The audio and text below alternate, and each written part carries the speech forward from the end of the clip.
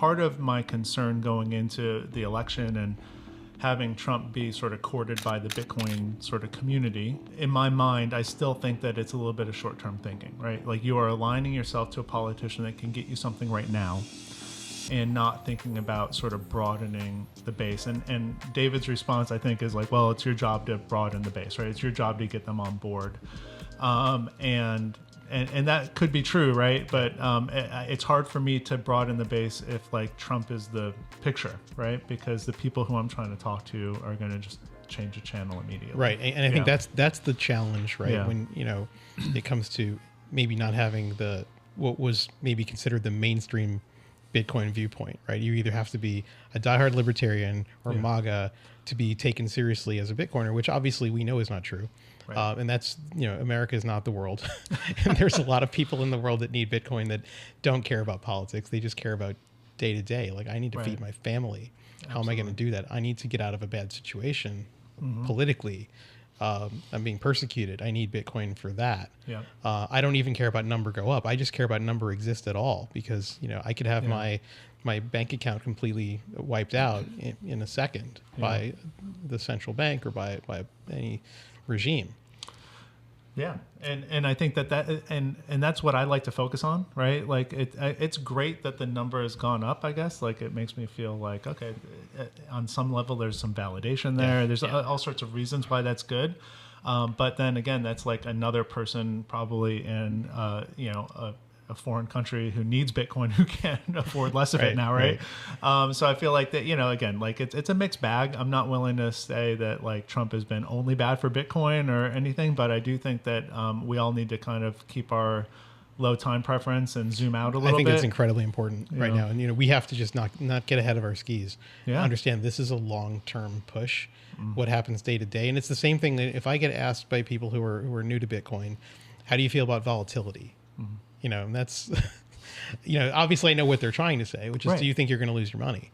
And so what I say is, well, no, volatility is actually something that helps you in the long run if it's volatility that's trending upward.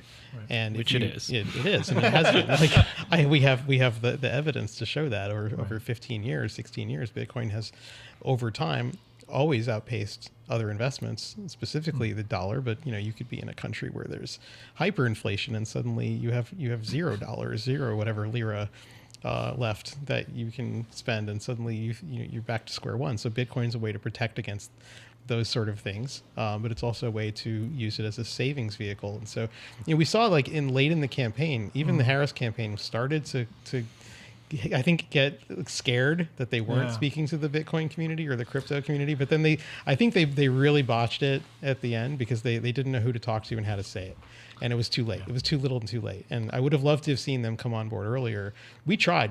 Kamala went to it was a crypto conference down in near Wall Street, and we invited her to come to PubKey, and of course, it didn't happen. But like we would have loved to have had that conversation here. Sure, of course, and this is a place for it, right? Like you said, like people can come in from all walks of life and have that conversation, even if you don't agree, right? Like there's a lot of people in the Bitcoin space who don't agree with me and think that like my existence is some sort of paradox, right? Like how could you possibly think this and that? And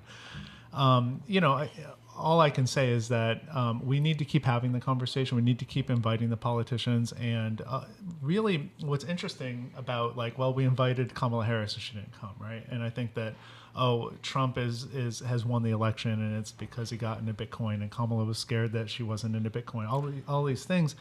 Sometimes we forget to zoom out a little bit, and like nobody that I know is talking about Bitcoin, despite the fact that they know that I wrote a book about it, right? Like you're the Bitcoin guy, and they still don't know about it. I'm the Bitcoin guy for most of the people that I know, and they're still not talking to me. So we never talked about the poster. No, we didn't. So all right, so I'll tell you the.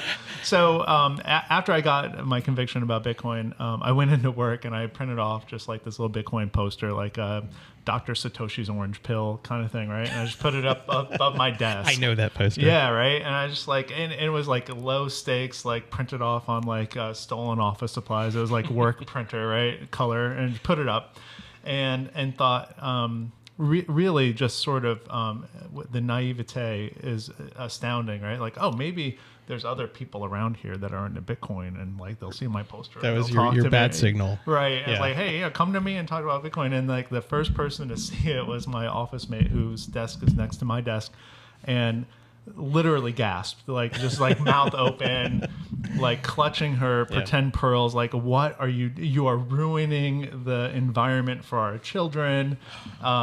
This is horrible. I can't believe you would do something like this for criminal. It's just like every sort of. Are you a criminal? Well, no, not. I'm a good one if I am. I don't know. No, but that's what. Yeah. Like, this wasn't me asking you. Oh, I thought you were. I'm playing a part.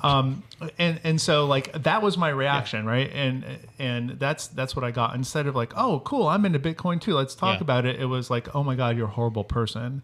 And I was like, oh no, like I'm not going to be able to get through to people if I can't like chip away at some of these like misconceptions and understandings about what Bitcoin is and what it isn't. And so that was maybe the real genesis of the book, was to like have that interaction. And like I was on my heels when she was like, how could you do this? You're ruining the environment. Like you're ruining like our children's future for fake money. And it was the first time anybody had ever really talked to me about Bitcoin out in the open. Did you understand mining?